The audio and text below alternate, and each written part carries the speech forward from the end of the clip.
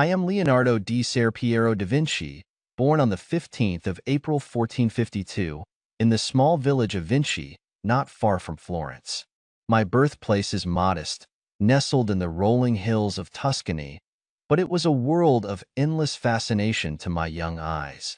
The sky, the trees, the rivers, the animals, everything captured my curiosity.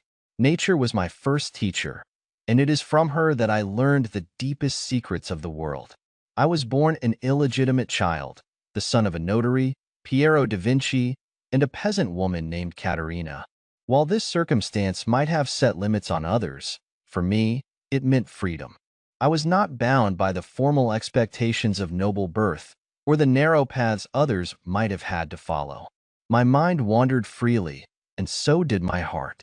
As a boy, I was drawn to every craft and skill I encountered: painting, sculpting, music, engineering, and science. I was not content with the surface of things. I wanted to understand their inner workings, to uncover the mysteries behind them.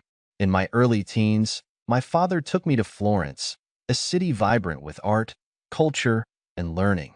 It was there, in the studio of the great Andrea del Verrocchio, that I began my formal training. Verrocchio was a master sculptor and painter, and under his guidance, I learned the techniques of drawing, painting, and working with various materials. But even then, my mind was restless. I was not satisfied merely to copy the works of others or to repeat the traditions of the past.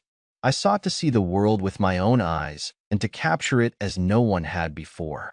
I remember vividly the day when Verrocchio asked me to paint an angel in one of his works, the Baptism of Christ. When the painting was finished, my angel outshone the figures around it. Verrocchio, a proud man, never painted again after that. It was the first time I felt my own power as an artist, but it was not the last. I was determined to go beyond the limits of what others could see.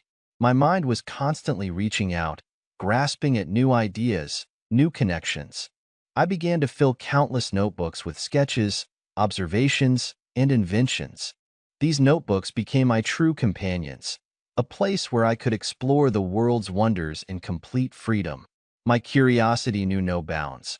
I studied anatomy, dissecting human and animal bodies to understand the muscles, bones, and organs that lay beneath the skin.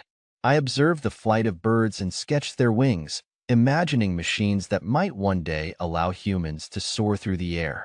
I studied the flow of water, the movement of clouds, the way light reflects and refracts. Every detail of the natural world fascinated me. And yet, despite my insatiable curiosity, my life was often unsettled. I did not easily fit into the society of my time. My patrons valued my talents, but they often failed to understand my need for freedom, my resistance to deadlines and conventions. I moved from one project to the next, rarely completing the commissions I was given. This led to frustration for some, but for me, it was simply the way my mind worked. I could not be confined to a single task when the whole universe beckoned me to explore. Florence was my home for many years, but it was in Milan that I reached the peak of my artistic career. I arrived there in 1482, at the court of Ludovico Sforza, known as Il Moro. Milan was a city of opportunity, and Ludovico was a man of ambition. I offered him my services, not only as a painter but as an engineer, architect, and military advisor. My versatility was my strength. I designed weapons of war, machines for construction, and plans for fortifications. But it was my art that captured Ludovico's imagination. During my time in Milan, I began one of my most famous works, The Last Supper, a mural painted on the wall of the convent of Santa Maria del Grazie. This was not merely a religious painting. It was an exploration of the human soul. I sought to capture the moment when Christ tells his disciples that one of them will betray him. The shock, the disbelief, the inner turmoil. Each face, each gesture speaks of a different emotion. The painting was a challenge, not only artistically but technically. I experimented with new methods of applying paint, and though the work began to deteriorate shortly after its completion, it has endured as one of my greatest achievements. But even as I painted, my mind was elsewhere. lost in visions of the future. I continued my studies of anatomy, flying machines, and hydraulics. I designed bridges, canals, and catapults. I imagined cities built in layers, with underground canals to carry away waste and wide streets for people to live in clean, healthy environments. The world around me was filled with chaos, disease, and war, but in my mind, I saw a future of harmony and progress. My studies in anatomy were perhaps the most controversial. I dissected human cadavers, sometimes in secret, driven by my desire to understand the mechanics of the body. I sought to uncover the beauty of the human form from the inside out, and my detailed anatomical drawings would later prove invaluable to the medical field, though they were never published in my lifetime. The heart, in particular, fascinated me. I sketched its chambers, valves, and veins with meticulous precision, understanding its role as the engine of life long before others could see it as I did. As the years passed, my reputation as a master painter and polymath grew.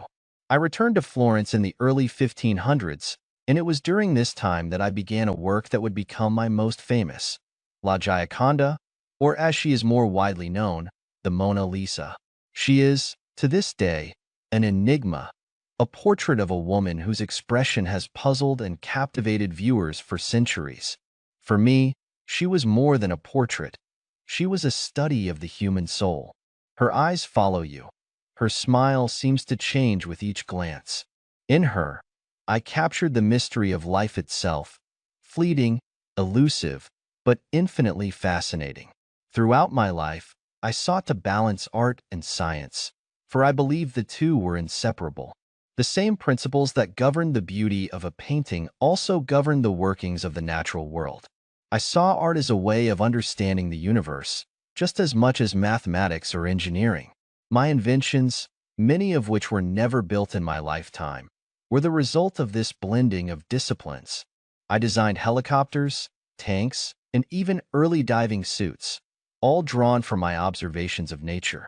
I sketched detailed plans for water pumps, bridges, and fortresses, many ahead of their time by centuries.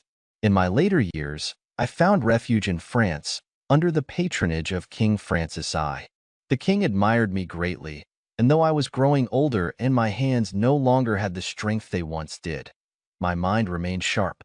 I brought with me some of my most treasured works, including the Mona Lisa, and spent my final years in the Chateau of Clos-Luz, near Amboise.